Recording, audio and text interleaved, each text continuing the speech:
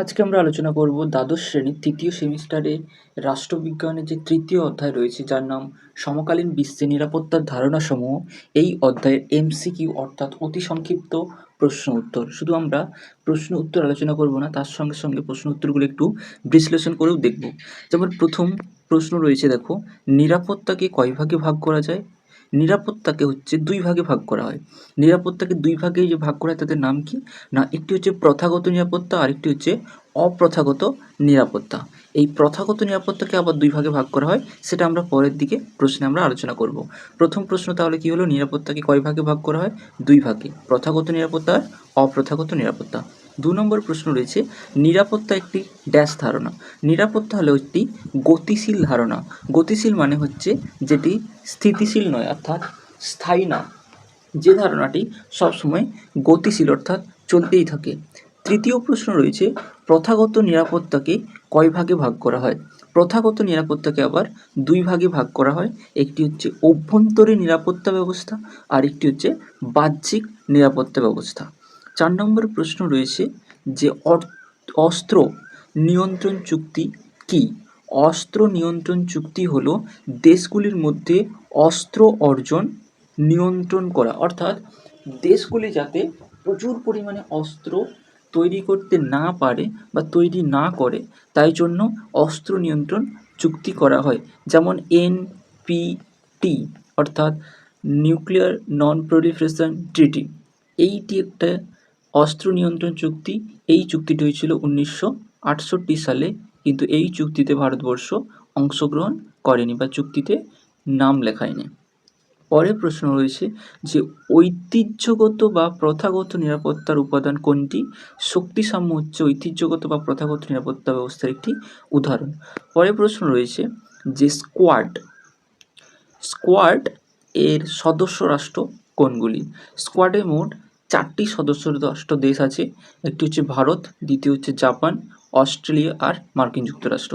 এই 4টি দেশ স্কোয়াড নামক যে আঞ্চলিক সংগঠন বা আন্তর্জাতিক সংগঠন রয়েছে, এই আন্তর্জাতিক সংগঠনের সদস্য রাষ্ট্র ভারত, জাপান, অস্ট্রেলিয়া ও মার্কিন যুক্তরাষ্ট্র। মার্কিন যুক্তরাষ্ট্রকে আমেরিকা বলা যায় এবং ইউএসএ অর্থাৎ ইউনাইটেড স্টেট অফ আমেরিকাও বলা যায়। 7 নম্বর প্রশ্ন রয়েছে যে কয়েকটি ঐতিহ্যগত বা প্রথাগত নিরাপত্তার উপাদানের নাম লেখো। যেমন প্রতিরক্ষা অর্থাৎ প্রতিরক্ষার ব্যবস্থা, ক্ষমতার ভারসাম্য, জোটবদ্ধতা, শক্তিসাম্য, এগুলি সবই হচ্ছে প্রথাগত নিরাপত্তা ব্যবস্থার উদাহরণ বা উপাদান। তার পরের প্রশ্ন রয়েছে 8 নম্বর দাগে, জাতিপুঞ্জ মানব নিরাপত্তার কটি উপাদান চিহ্নিত করেছে? জাতিপুঞ্জ মানব নিরাপত্তার কটি উপাদান চিহ্নিত করেছেন? 7টি উপাদান চিহ্নিত করেছেন। তারপরে নিউ ইয়র্ক যে শহর রয়েছে, ওখানে বিশ্ব বাণিজ্য কেন্দ্র আছে অর্থাৎ ওয়ার্ল্ড ট্রেড অর্গানাইজেশন, যেটাকে WTO বলা হয়, যেটি তৈরি হয়েছিল 1995 সালে। ওখানে একটি হামলা হয়েছিল এবং কোন উগ্রপন্থী গোষ্ঠী ওটা করেছিল হামলাটি? যেটি করেছিল আল কায়দা নামক জঙ্গি গোষ্ঠী। পরের প্রশ্ন রয়েছে যে মুম্বাইয়ে 26/11 ঘটনায় কোন জঙ্গি গোষ্ঠী জড়িত? 26/11 বলতে এখানে 2008 সালের কথা বলা আছে। 26শে নভেম্বর এই ঘটনাটা ঘটেছিল। মুম্বাইয়ের তাজ হোটেল সহ আরও বিশেষ কিছু জায়গায় জঙ্গিরা হামলা চালায় এবং এই হামলাটি চালিয়েছিল লস্কর-ই-তৈবা নামক একটি জঙ্গি সংগঠন। মনে রাখবে এটি 2008 সালে সংগঠিত হয়েছিল এই হামলাটি। পরের প্রশ্ন রয়েছে যে নিউ ইয়র্কের বাণিজ্য কেন্দ্রে ইসলামী গোষ্ঠী কত সালে হামলা চালায়? 2001 সালে এই হামলাটি চালানো হয়েছিল। তারপরে রয়েছে যারা স্বেচ্ছায় নিজের দেশ ত্যাগ করে তখন তাকে কি বলে? তাকে অভিবাসন বলে। আর জোর করে যদি কাউকে দেশ ত্যাগ করতে বাধ্য করা হয় তখন তাকে বলা হয় উদ্বাস্তু। কিন্তু যারা স্বেচ্ছায় যায় তাকে বলা হয় অভিবাসন। অভিবাসন এই শব্দটা সবাই মনে রাখবেন।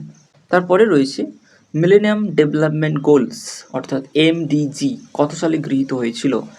MDG গৃহীত হয়েছিল 2001 সালে এবং এর 8টি গোল ছিল, অর্থাৎ 8টি উদ্দেশ্য ছিল। এর সঙ্গে সঙ্গে মনে রাখবে তোমরা SDG মানে হচ্ছে সাস্টেনেবল ডেভেলপমেন্ট গোল, এটি হয়েছিল 2015 সালে। এ দুটো মনে রাখতে হবে। SDG 2001 সালে এবং এমডিজি 2001 সালে এবং এসডিজি হচ্ছে 2015 সালে।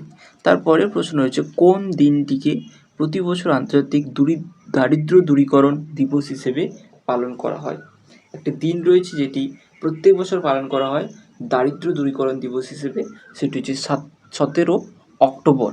এই দিনটি দারিদ্র দূরীকরণ দিবস হিসেবে পালন করা হয়। তারপরে 15 নম্বর কোশ্চেন রয়েছে যে কোভিড-19 প্রথম কোথায় দেখা গিয়েছিল? আমরা প্রত্যেকেই জানি যে চীনে দেখা গিয়েছিল এবং চীনের উহান প্রদেশে কোভিড-19 প্রথম দেখা গিয়েছিল এবং মনে রাখবে এটি 2019 সালে প্রথম দেখা গিয়েছিল।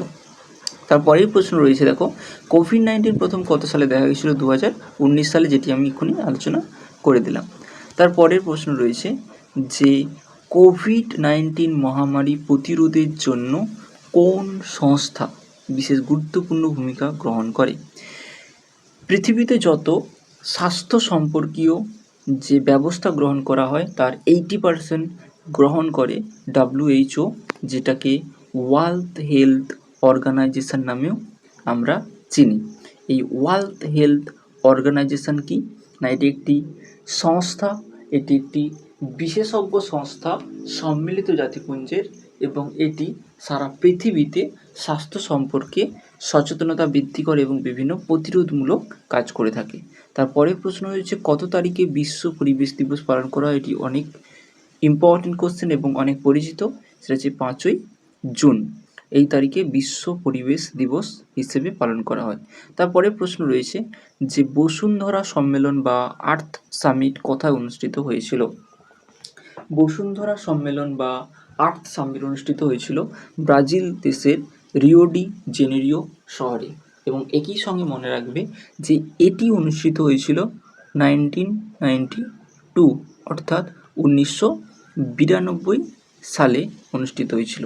তারপরেই ওই কোশ্চেনটা রয়েছে যে আর্থ সামিট বা বসুন্ধরা সম্মেলন কবে অনুষ্ঠিত হয়েছিল? 1992 খ্রিস্টাব্দে।